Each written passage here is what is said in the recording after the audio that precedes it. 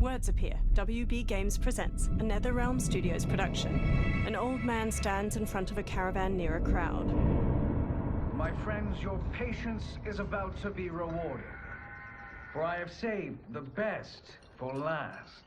I have recently discovered a cure-all of unrivaled potency. It will soon be on the shelves in every home of Outworld. This elixir is crafted from an ancient recipe. It has Patreon flowers, Margovian nectar, powdered teeth of an Arctican dragon. All this and more, infused with powerful Lycorian magic. There is a village in the next canton over, where everyone has purchased this miracle cure. Overnight, all diseases, even Tarkat, have disappeared. Now, magic this potent is expensive. And I am sure you're asking yourselves, can I afford it? But the true question you must ask is, can I afford to be without it? You lie, Shang Tsung. Your cures are useless. The crowd parts for a bald man as he strides to Shang Tsung, fists hanging at his sides. I'm sorry. You are? Someone fool enough to have believed you. My daughter was dying when you came to my farm. You promised a miracle, and I gave you all I had. But only days later, she was dead. That is impossible. My magic could not have failed her. There was no magic! I took your elixir to an Imperial mage, and you know what she said? The bald man snatches a potion from him and throws it down. It's nothing! Just bourgeois tea! The mage is mistaken, kind sir. My elixirs are of superior quality. Their efficacy is guaranteed. The bald man flings him to the ground. Shang Tsung raises his hands as the crowd closes in around him. Lightning flashes over Shang Tsung's caravan at night. Lamplight pours out from it. Shang Tsung emerges from a door in his caravan, a small case in one hand. He slowly takes a seat on the small wooden stairway leading from his caravan door. He opens the case, revealing a mirror inside. He squeezes his eyes shut, then reaches for his head. His long gray beard drops to the muddy ground. Shang Tsung regards his reflection, now younger, beardless, and with shorter hair. It is an excellent ruse, your disguise. A woman stands nearby. Backwater folk are far more likely to trust a kindly old man. Here on behalf of a dissatisfied customer. If it's revenge you want, have at it. If it's restitution, there's nothing left. What I want, Shang Tsung, is to elevate you, to make you the great sorcerer that now you can only pretend to be. A generous offer. Why me? You are uniquely resilient.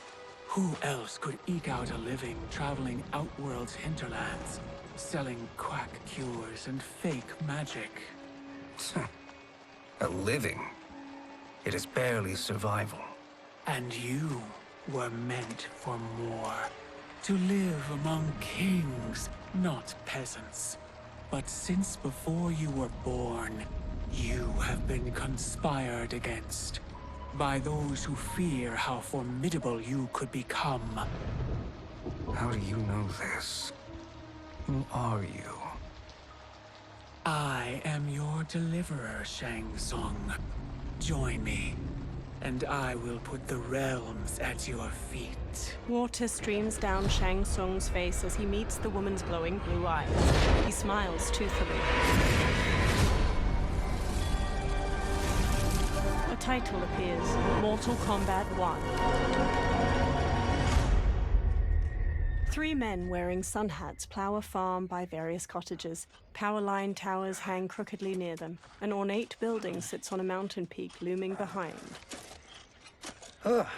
This is a good harvest, Kung Lao. Yes. It is a blessing, Raiden. You would rather we starve? No, of course not. But we've worked these fields since we were kids. In 40 years, we'll still be here. Stooped and feeble like Old Man Wei. An old man glares at them and spits. Kung Lao waves. As long as I've known you, you've dreamed of leaving Fengjiang. Why can't you be happy here? Our ancestors fought in great wars. They died with honor and glory. Stories of our great adventures will be passed down for generations. It may not be glorious, but what we do helps the village thrive. I know. But is it so wrong to want some excitement? If that's what you want, may I suggest a bet? Dinner at Madame Beau's tonight. Last to fill their cart pays. You work faster than me? Ha! Since when? You're on, Raiden. Kung Lao and Raiden both smirk while they shake hands. The two men pass the day harvesting cabbages from their field and throwing them into separate carts. Kung Lao wipes sweat from his brow, then quickly pushes his cart with Raiden down a dirt road to the cottages. A woman uses a kettle to pour tea into a pair of small porcelain cups on a table in a crowded restaurant. She carries a platter with the cups and kettle away as Kung Lao and Raiden walk in. That is amazing. I'm starving. I wonder what Madame Beau is making tonight. An old woman approaches. For you two, whatever you want. Thank you, Madame Beau. You spoil us. Like the sons I never had. Madame Beau leads them to an outdoor dining area. They sit at one of the many tables. Have you two been practicing my lessons? As we can. The harvest leaves us little time for martial arts. Since your first words, Kung Lao, you've mouthed nothing but excuses. If you fail to prepare... Your preparations will fail you. Good. You haven't forgotten. But we'll see if I make you anything special tonight. I'm glad you're paying. Madame Beau might just pad the bill with her anger. I am paying? You finished work last. But I delivered my cart first. Delivered? Huh. The bet was filled. That's not what I remember. So that's how it is, eh? What do you say we settle this man to man? They walk off. Wait, you mean fight? Yes. Right here, right now. Madame Beau can watch, critique our form. A hooded man with glowing white eyes watches them pass by. Best 2 out of 3? Fair enough. We must be careful. Madame Beau will kick us out if we break something. Oh, this won't last long enough for that to happen. You will be down in no time. Fight!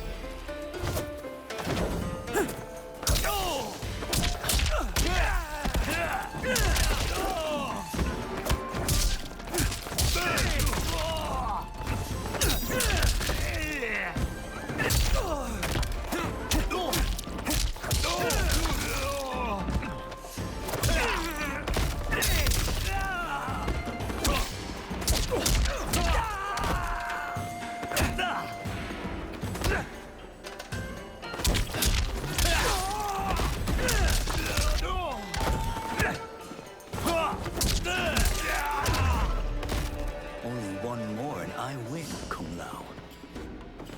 Fight!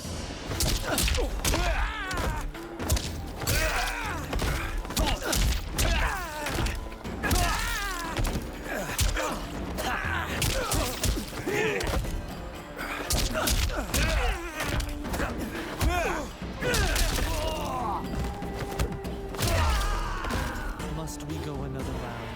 We both know how this ends. Fight!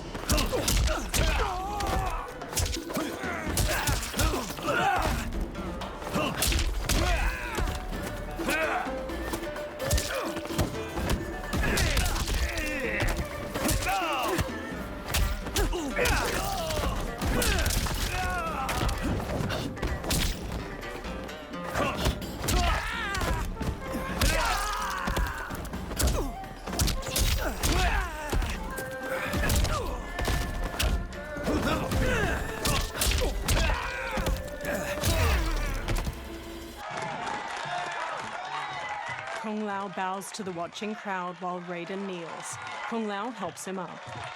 You haven't beaten me yet. The day's coming, Kung Lao. Keep telling yourself that. A variety of plates and bowls with scraps of food in them sit on Kung Lao and Raiden's table. You were hungry. Everything was delicious, Madame Bo. Thank you, Raiden. You boys are always a pleasure to cook for. Raiden hands her cash, but his face drops as she beckons for more. A breeze wafts a bill from his hand toward a man in a dark garb and gas mask. He closes his fist around the bill, then looks toward Kung Lao and Raiden. Madame Bo, the Lin Kuei await your answer. 5 people in dark clothes and cloth masks stand with him. He advances on Madame Bo. I have been busy, Smoke. She steps away. The Lin Kuei? Who are they? Don't know, but I don't like where this is going. What do we do? Stay ready. Madame Bo, it is a simple choice. Pay for our protection, or risk harm to this fine establishment. You'll get nothing from me. That, Madame Bo, is unfortunate. He turns to the Lin Kuei warriors and nods. They flip tables and chairs. Madame Bo punches Smoke's face. He blocks her next flurry of jabs, then flips her through a railing. She falls onto a table below, breaking. Madame Bo! Kung Lao and Raiden quickly get up from their table and fight their way through the Lin Kuei warriors. Smoke throws a smoke bomb, then jumps through the spreading cloud and kicks Kung Lao and Raiden to the floor. You two are brave, but against us, you are in over your head. We don't care who you are or who you are with. You will not menace Madame Bo. Fight!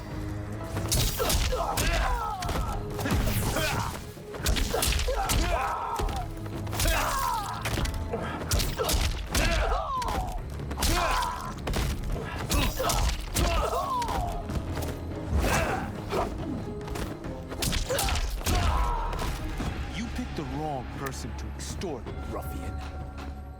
Fight!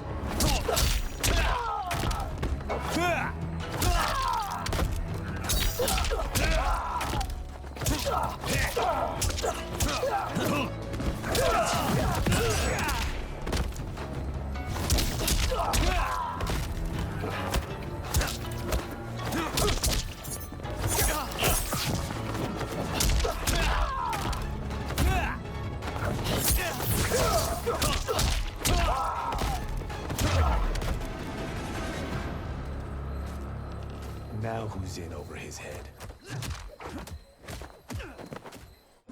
Raiden punches a Lin Kuei, who stumbles back. Kung Lao grabs him, then drops him. This was you? Honestly, I'm surprised too.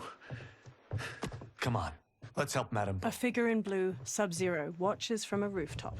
He throws a bolt of ice at their feet. A man in yellow, Scorpion, paces over while spinning a kunai-tipped rope dart. His upper arms are bare, showing a scorpion tattoo. Sub-Zero shoots another ice bolt. It strikes the railing behind them. How does he do that? I have no idea. You interfere with Lin Kuei business. Leave, or face our wrath. Abandon Madame Bo. Not happening. Sub-Zero leaps onto Raiden and tackles him down a stairway. Then the rope dart wraps around Kung Lao's leg. Scorpion pulls at him with it. He yanks Kung Lao to the floor and drags him closer. Kung Lao rolls to his feet, then jumps and spin kicks Scorpion's head. Want more? I have plenty. You should have fled when you could. Prepare to regret ever crossing the Lin Kuei. Fight!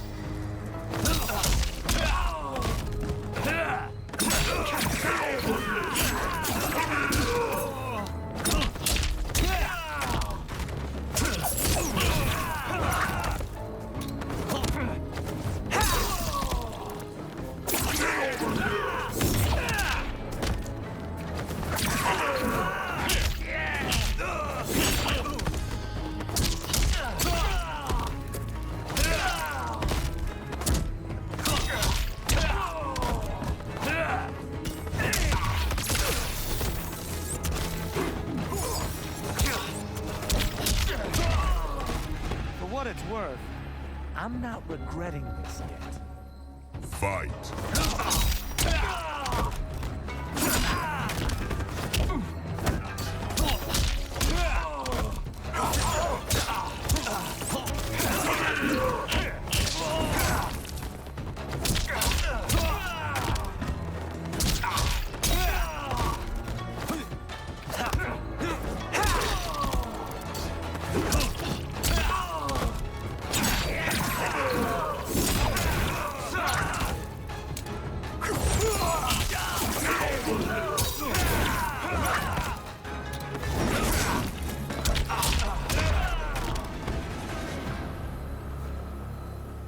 It is you who will regret crossing me.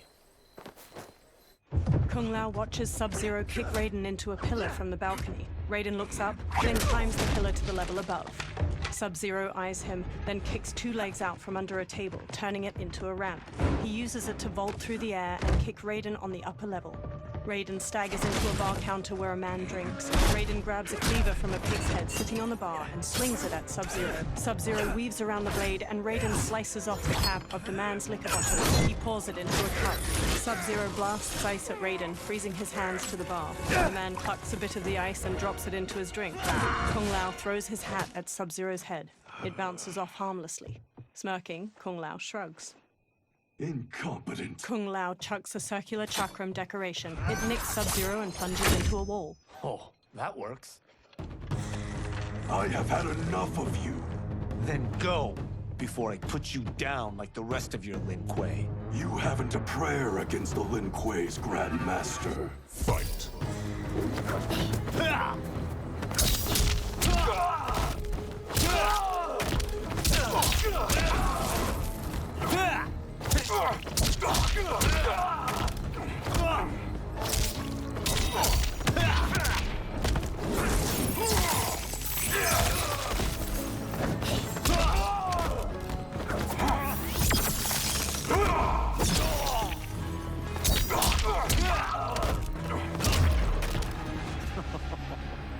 Sorry, but I have to ask. Can Fight. any of you...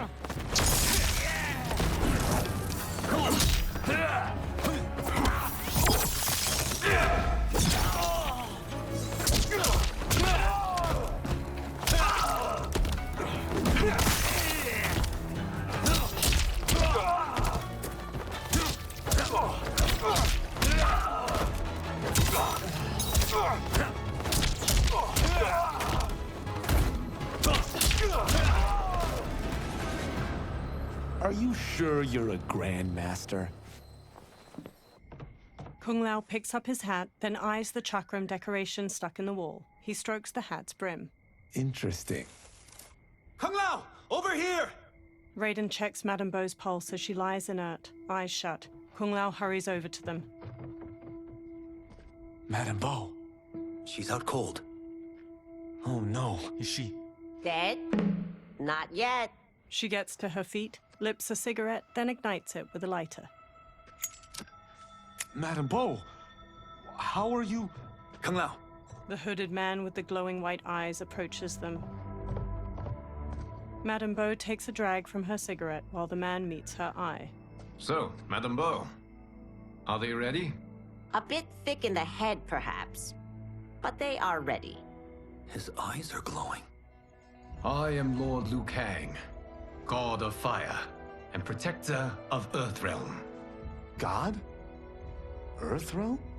Madame Beau has been preparing you for this moment since you were boys. Today, you have proven worthy of joining my champions. This fight was... a test? Of your ability and character, yes. Liu Kang looks to the upper level. Bi Han, Kuai Liang. Smoke, Scorpion, Sub-Zero, and the other numerous Lin Kuei warriors get to their feet. Kung Lao crosses his arms and crinkles his nose as Sub-Zero and Scorpion step to him and Raiden. The others stand along the balcony. Sub-Zero and Scorpion stand on either side of Liu Kang. So these two aren't thugs? The Lin Kuei is a centuries-old clan dedicated to Earthrealm's defense. You keep saying Earthrealm. Don't you mean Earth?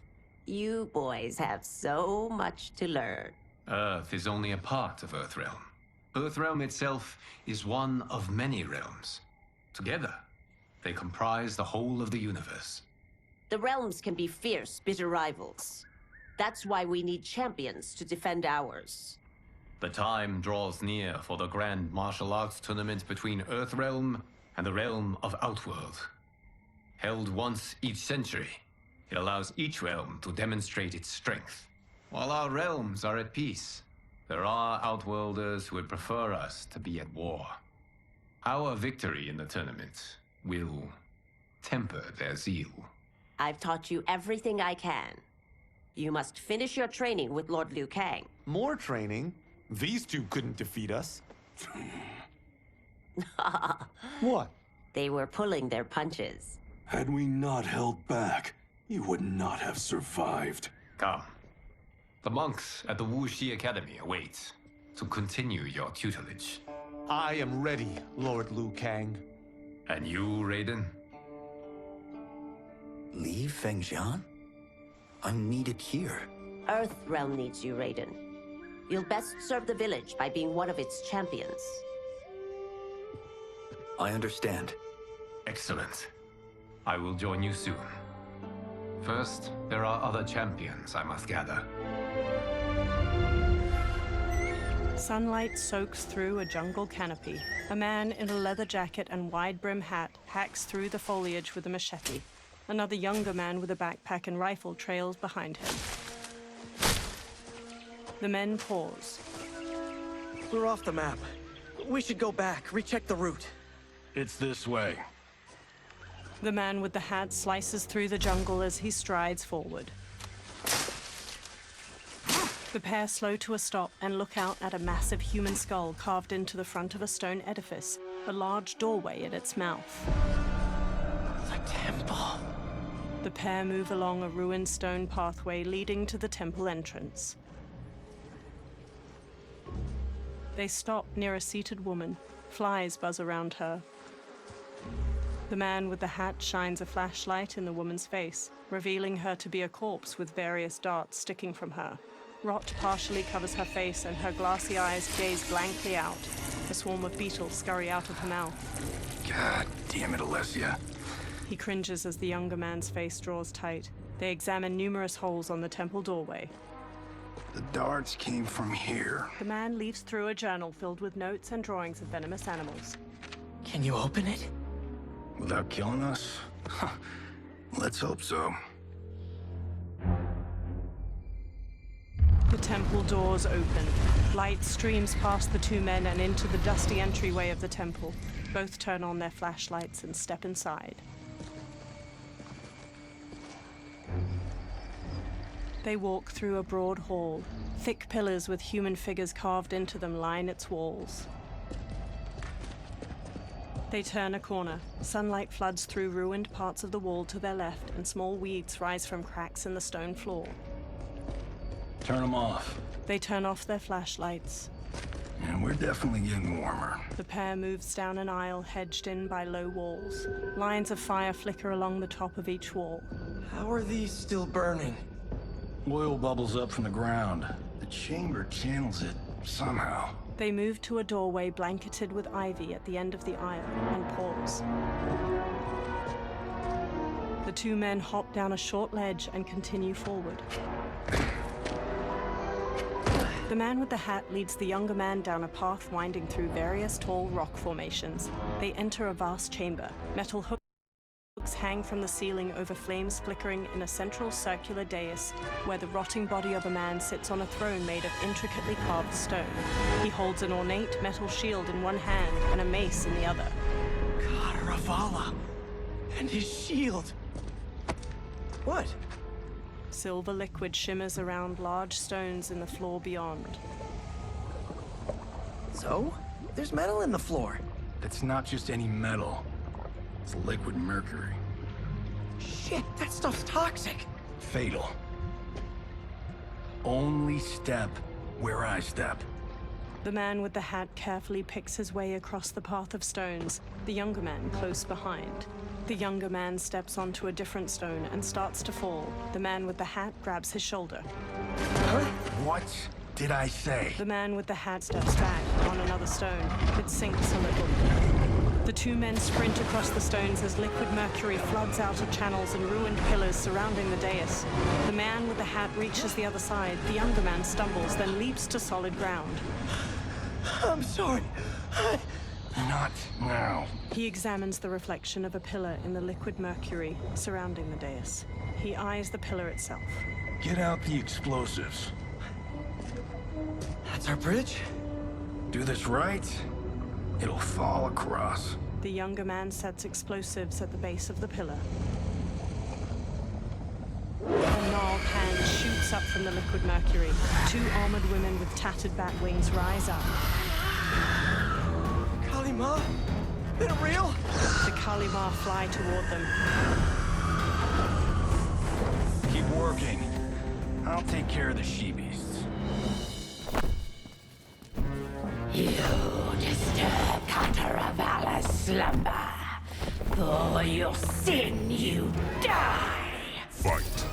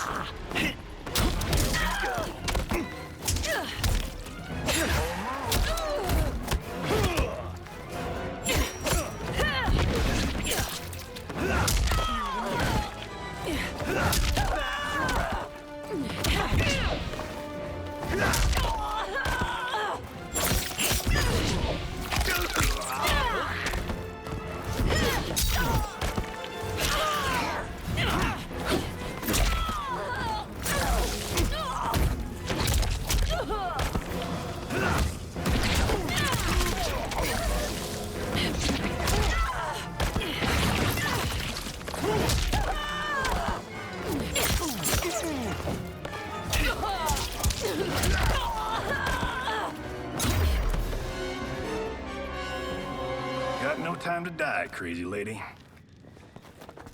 The man with the hat rushes over. You okay? Yes, we ready? The younger man nods and detonates a bomb that blows up a pillar. The pillar falls and they fist bump. Physics for the win. Let's go. They walk across the fallen pillar above the pool of mercury and explore deeper into the overgrown tomb. They stop by the corpse of Kataravala. The man with the hat brushes his hand across its shield. The younger man exclaims, This'll be worth millions. It belongs in a museum. He grabs the shield. The younger man leans in, and Cutter Avala's face turns. He staggers back and falls into the mercury. He struggles, but the liquid overtakes him. Adam! Cutter Avala swings a spiked mace. The man dodges and jumps onto the pillar. It strikes the shield and throws him onto the ground. He quickly sits up as it pounces. It chucks away its broken mace. It stalks over. You will not have it. He rises. You don't need it. You're dead. Speaking of which, you just killed my best friend. And I'm not one to forgive and forget. Fight.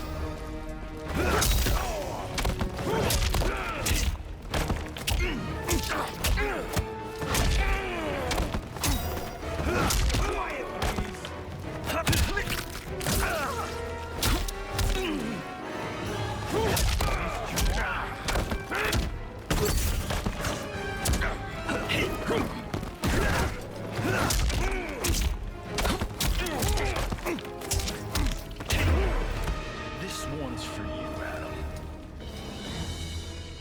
Fight.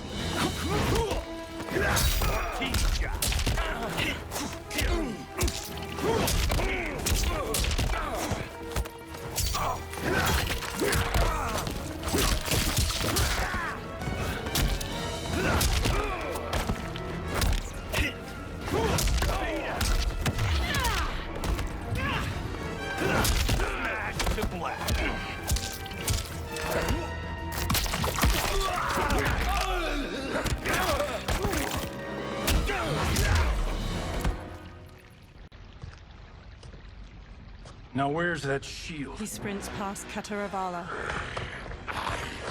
Am not yet defeated. Yes, you are. He spins, chucks the shield, and cuts its head off clean. The shield slams against a wall and bounces back into his hand. Time to go home. Cut! Printed! I knew it! Woo! I felt that one. You felt it too, right? Crew member. Temple of Cutter Avala, take 39, tails... Director. That's a wrap. In a studio, crew cheer. The director takes off a headset and hands it to a woman. The hatted man shakes his hand. Steven, this was fantastic. Thank you. Oh, just like the old days. And these props. Jimbo killed it. Steven takes the shield. You did too, Johnny. Hey, about my pitch. You know, the karate zombie thing? I'm thinking 4 films. Maybe a streaming series? Johnny, I don't have... You're right. Not here. I'll swing by your office after I change. I can't. Have to meet with the editors. Walking away. Marshall will call you. Johnny pumps a fist in the air. Great! Have your assistant call me. A blonde woman. That was great, hon. Wasn't it, though? We need to celebrate. I'm thinking private party. Johnny, we need to talk. She walks off, and Johnny hangs his head. Later, in a luxury mansion in the hills. You're not the martial arts megastar you once were, honey. You're lucky Steven owed you a favor. I'm telling you, Chris, we're fine. Can you join me in the fact-based universe just once? We're broke. We have to cut back. Cut back? On what? Step 1 is selling this place. I need a refill. Johnny, we can't keep this up. You spent $10,000 on that sculpture, $30,000 on that drone, and this damn sword. $3 million? Hey, Sento is history. That sword comes from... That's not the point, Johnny! Chris, honey, the parts, the money, they're coming. Steven's movie is just the beginning. That's why I can't cut back. To be a success, I have to project it. If I don't, Johnny Cage is done. She frowns. Johnny rests his hands on her shoulders. She pushes one hand aside. I didn't marry Johnny Cage. I married John Carlton. I'd give anything to have him back. She leaves. Chris, come on, Chris, where are you going? Johnny puts his hands on his head. Fuck! He grabs his drink and downs it, then walks back to pour himself another.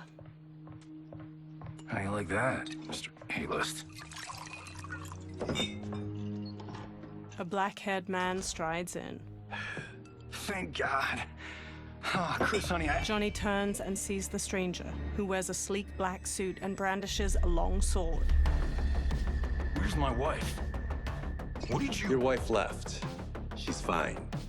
You will be too, if you cooperate. What do you want?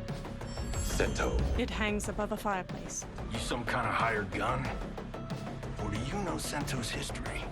I know it. It's my family blade. They circle each other. No. No way you're Tyra clan. They've been dead for centuries. Not dead. Hiding. With Sento in my hands, I'll lead us out of the shadows. That's a great plan, stranger. Except for one thing. Sento's mine. And I won't give it up without a fight. Fight.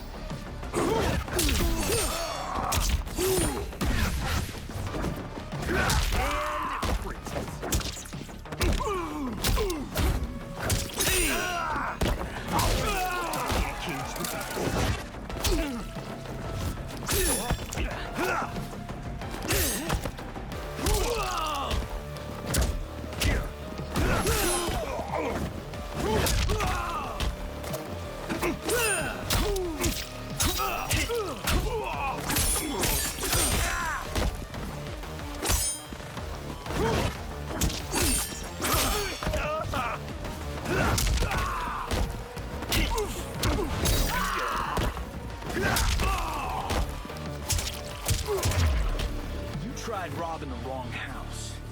I am the ultimate home security Fight. system.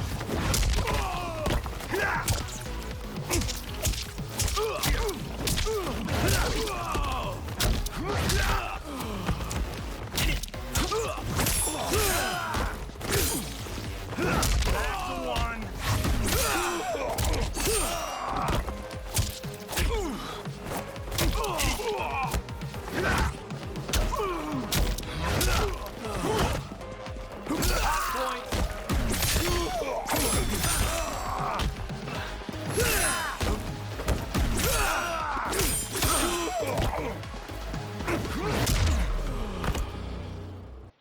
My house, my rules. Later at night, the defeated swordsman is tied to a chair.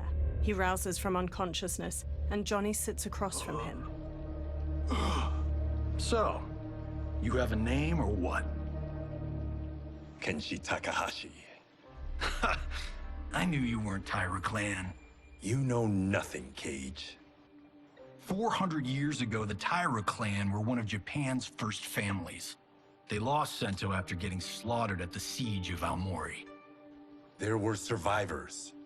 They hid themselves by shedding the name Tyra for Takahashi. They joined the Bakuto for its protection. The Yakuza's predecessors. From first family to crime family. I will break us free of the Yakuza's corruption. Reclaim our name and our position. But my clan won't follow me unless I prove that I can lead. That's why I need Sento.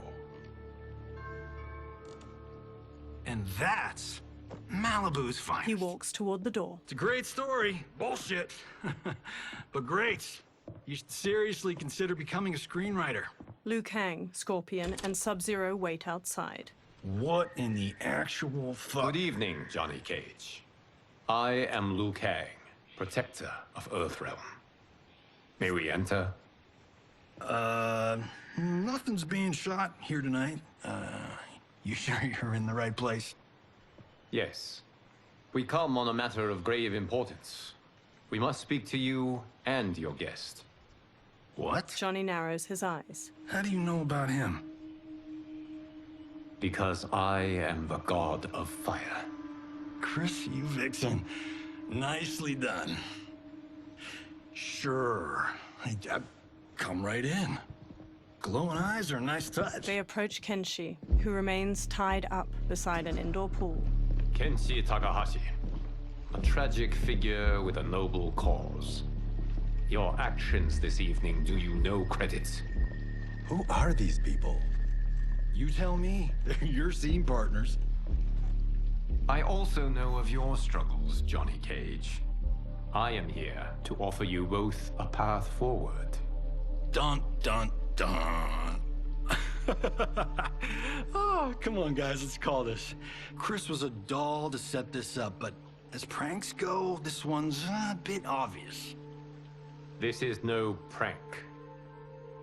Ihan, Kuai Liang, if you please. The blue-robed Sub-Zero starts to untie Kenshi. All right. I'll play my part in this martial arts LARP. The missus ought to get what you paid for. Okay.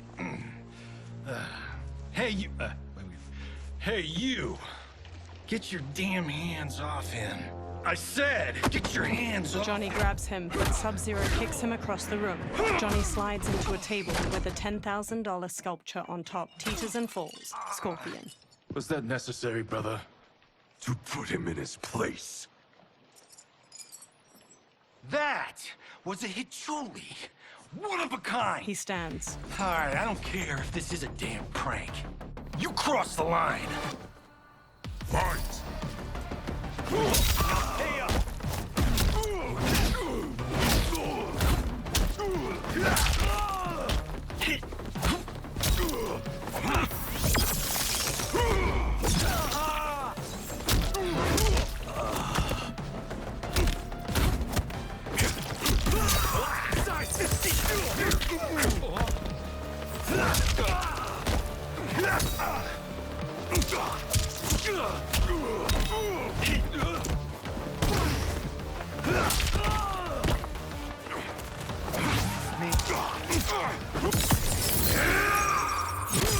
The attacker hits the victim's face with a hook, then twists their arm to break their shoulder. Sub-Zero slides on ice shards which stab up through his victim's abdomen and skull. He then chops down with an ice wall hammer.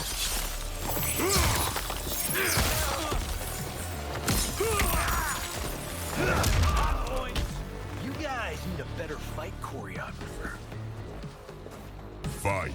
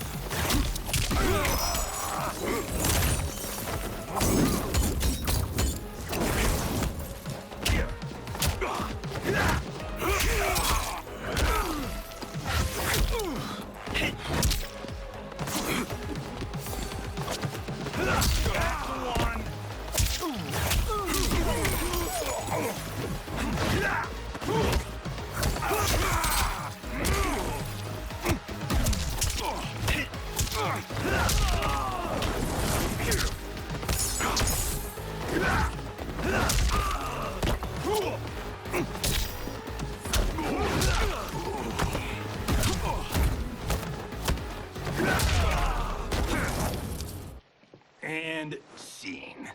I hope you're insured, because you're paying for my Hichuli. Imbecile! You have no idea with whom you're dealing. Liu Kang bursts into flames. The flames dissipate. That's no special effect. Indeed, Johnny Cage. Johnny shifts his footing and glares. Kuai Liang. Scorpion bows. Okay, let's go back to one here. Who are you again? Lord Liu Kang, protector of Earthrealm, god of fire. Well, that last one tracks. But what's an Earthrealm? All will be explained, Johnny Cage. For now, what is important is that you both have been chosen to join its champions. Why him? Or me, for that matter. Because I have faith that you will rise to the challenge. And because your service will change the arcs of your lives. Johnny eyes Kenshi.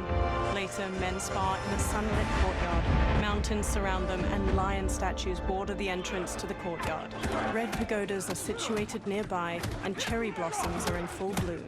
Several monks wear brown and orange uniforms. Later, they strike wooden dummies that have small poles sticking out. Others spear their hands into steaming hot sand in rock bowls. Later, a monk with a braid swings at Raiden. Raiden blocks and punches his chest. Another attacks, and Raiden counters with a flying kick. Raiden strikes and front kicks a third challenger. Hunching over, Raiden shuffles in an offensive stance. He straightens and brings his hands together, fist to flat palm, and the nearby monks do the same. Kung Lao saunters up with a razor-rimmed hat. That is not a good idea. It is genius, Raiden. The next time we see Sub-Zero, I will have to thank him for inspiring it. Ow! See? It won't be effective. Kung Lao throws the hat like a flying disc. It slices a target and flies back. He catches it by twirling a finger inside it. Maybe it's too effective. Johnny walks up. We just need to get on with it. I've been cooped up here for months. I can't base a cinematic universe on Outworld's monsters and magic if I don't ever see them. Kenshi joins. That's why you're here? Liu Kang said this gig would change the arc of my life. That's how it gets done. My ex will rue the day she gave up on me. So selfless. Oh, please, Tattoo. You're just here to get your sword back. We all have our reasons for being here. Some better than others. But we are not here to fight among ourselves. We are here to fight for Earthrealm. It's about damn time. Liu Kang steps out. And today, one of you will be chosen to fight for it at the tournament. Only one of us, Lord Liu Kang? Isn't Outworld fielding several champions? The tournament's rules give the host realm that advantage. And it is Outworld's turn as host. You know, I don't know why I've never asked this, but, what's our record at this tournament? Earthrealm and Outworld have long been evenly matched. But Outworld is gaining strength. Should it win, its more militant factions will be emboldened.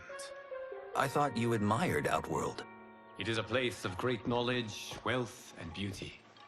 But our realms do not share goals and beliefs. We coexist peacefully, because Outworld respects our strength. Should we show weakness, our rival will become our enemy.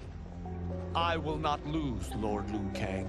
First, you must win the right to represent us. Whichever one of you outlasts the others will be chosen. He sits on a chair in the middle of the courtyard, and every man except the four kneel. Raiden, step forward. Raiden bows.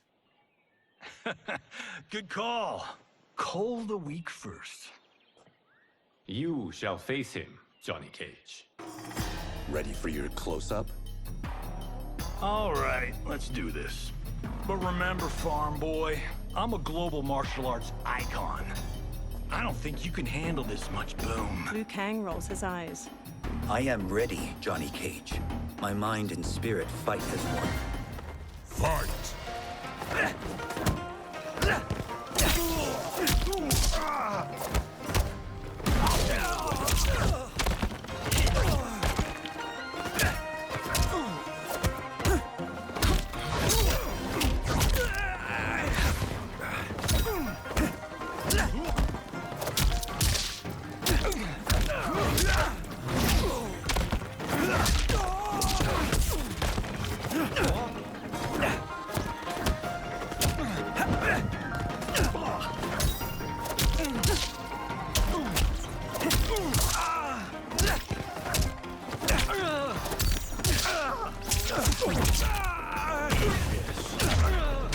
And that's why I don't need stunt doubles.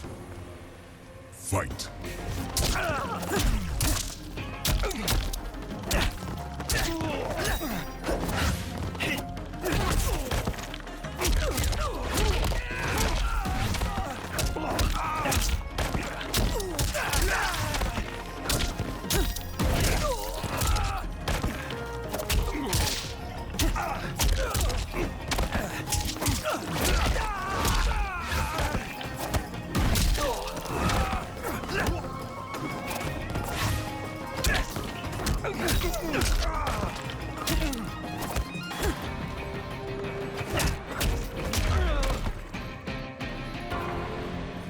This fight was an honor. Raiden helps Johnny up by the hand. You're welcome. Kenshi Takahashi, You are next. Kenshi steps toward Raiden, his sword in hand. He shoots a hard look at Johnny as they walk past each other. You have skills, Raiden, but you're inexperienced. Whatever experience I lack, I make up for in heart. It's nerve, not heart, that wins fights. I should know. I've been in hundreds of them. Fight!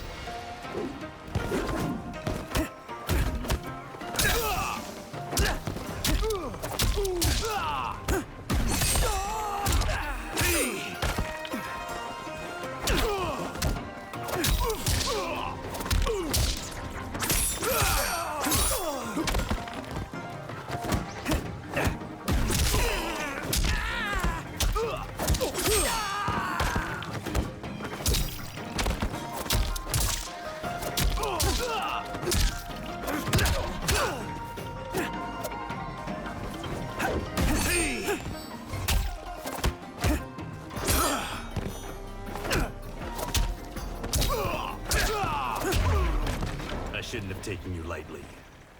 I won't do it again. Fight!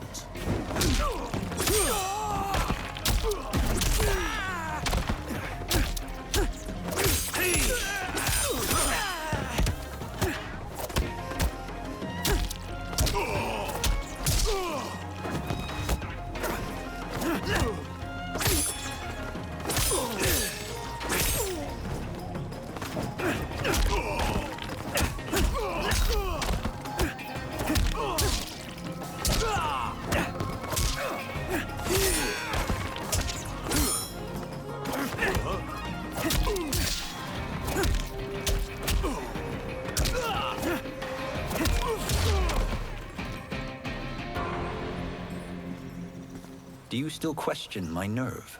I do not. Yours was a well-earned victory. Kenshi and Raiden bow to each other. You may rest, Raiden. This evening, you will face your final opponent. Kung Lao smiles at Raiden.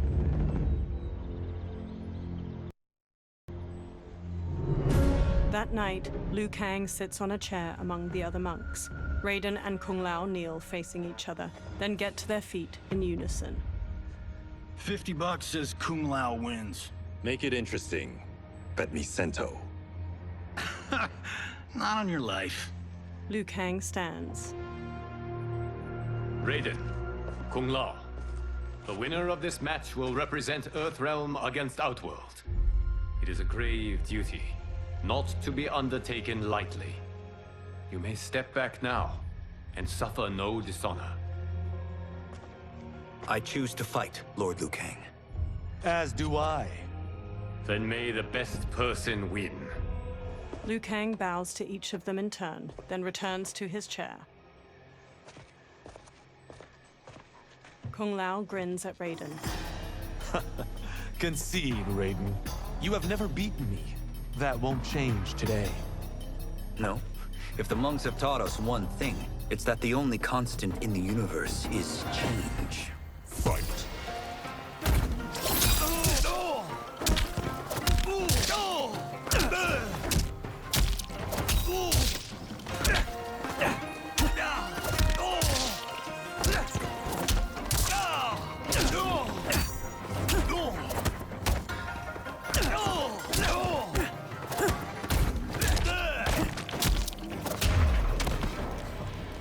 That was pure luck, Raiden. Like lightning, Fight. You won't strike twice.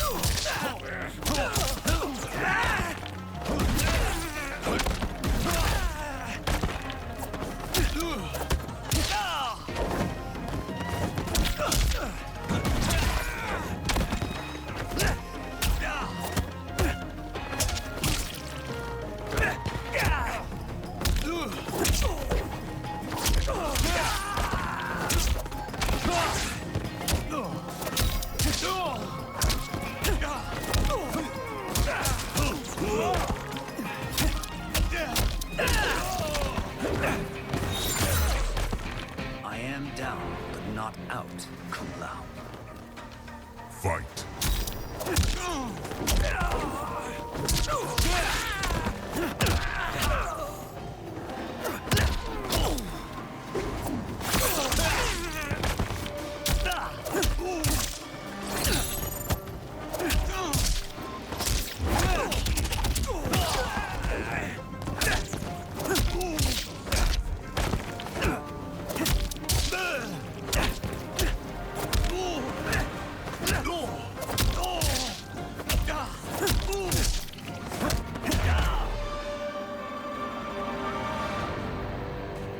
There is a first time for everything, Kung Lao. Raiden helps Kung Lao up.